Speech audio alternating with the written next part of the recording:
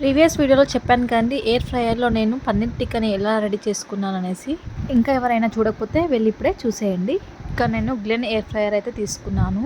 ఇక తీసుకోవడం అయితే తీసుకున్నాం కానీ ఇది ఎలా యూస్ చేయాలి ఏంటి అని నాకైతే స్టార్టింగ్ అస్సలు తెలియలేదు. ఎయిర్ ఫ్రైయర్తో పాటు ఒక బుక్లెట్ కూడా వచ్చింది. దాంట్లో కూడా అన్ని చెక్ చేశాను. అలాగే యూట్యూబ్లో కూడా ప్రతి ఒక్కటి సెర్చ్ చేసి చూసాను అనమాట.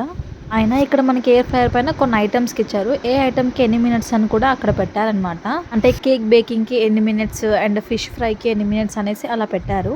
కానీ నిజానికి చెప్పాలంటే ఒక్కొక్కటి బేక్ అవ్వడానికి 25-30 మినిట్స్ ఎబోనే పడుతుంది. ఇక బాగా పనున్న వాళ్ళు అయితే ఇలా వాడేసి పక్కకు పోయి పని చేసుకోవచ్చు.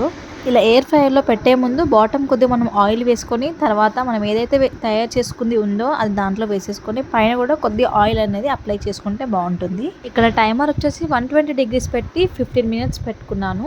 ఇంకా అంతలోపే మనం చిన్న చిన్న పనులు ఉంటే చేసుకోవచ్చు. ఇక మనం చేస్తుందే ఫస్ట్ టైం అంటే మనకు ఆత్రం ఆగుతుందా? ఇక ఒక్కటికి 10 సార్లు తీసి ఒకటే చూసుడు. కానీ నేను పెట్టుకున్నంత టైం వరకు ఇదైతే ఫ్రై అవ్వలేదు. ఇంకొక 10 మినిట్స్ ఎక్స్ట్రా పెట్టుకొని ఫ్రై చేసుకున్నాను. పన్నీర్ టిక్కా నేను ట్రై చేయడం ఫస్ట్ టైం కాబట్టి ఎలా వస్తుందో ఏంటో అని ఫస్ట్ అయితే చాలా భయపడ్డాను. కానీ నిజానికి చాలా అంటే చాలా బాగా వచ్చాయి. చాలా అంటే చాలా క్రిస్పీగా చాలా బాగున్నాయి. ఎదురు చూసి చూసి చూసి ఇక లాస్ట్కి ఒక్కటైతే నోట్లో పడేదాకా పానం నిమ్మలం పడలేదన్నమాట నాకైతే. అత్తమ్మ ఇదిగోని టేస్ట్ చేసి చెప్పండి అని అంటే అత్తమ్మ ఇగో నీకు సగం నాకు సగం అనేసి పెట్టారనమాట. ఇక మా అత్త కోడల ఈ మినీ బ్లాగ్స్ మీకు నచ్చినట్లయితే ఒక లైక్ ఇవ్వండి, అలాగే సబ్స్క్రైబ్ చేసుకోండి. Thank you.